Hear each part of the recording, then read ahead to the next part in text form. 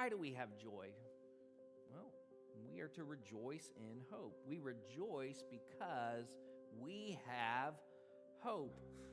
What does this mean? Well, it means that as a believer, we're living with an eye towards heaven. We're living with an eye towards eternity. You know, weddings can be a stressful time for the bride, for the groom, for the family. Sometimes on the wedding day, things don't always go as planned. And maybe you've experienced that yourself. That was true for my wife's sister and brother-in-law. On their wedding day, things did not necessarily go as planned. But I remember my sister-in-law's attitude that day.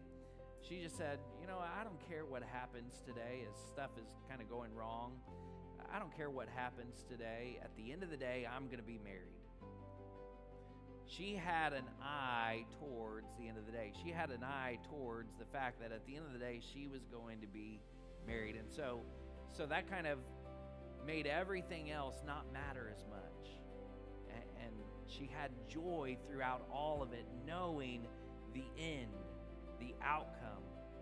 And so as we live with an eye heavenward, as we live with an eye towards eternity, it gives us joy in the midst of the difficult things in this life. It gives us joy in the midst of the things in this life that maybe aren't going quite as planned. They aren't going the way we would desire for them to go. But even in those hard times and the struggles in this life, we have joy because we know at the end of the day, at the end of this life, we get to spend an eternity with Jesus. And it gives us hope.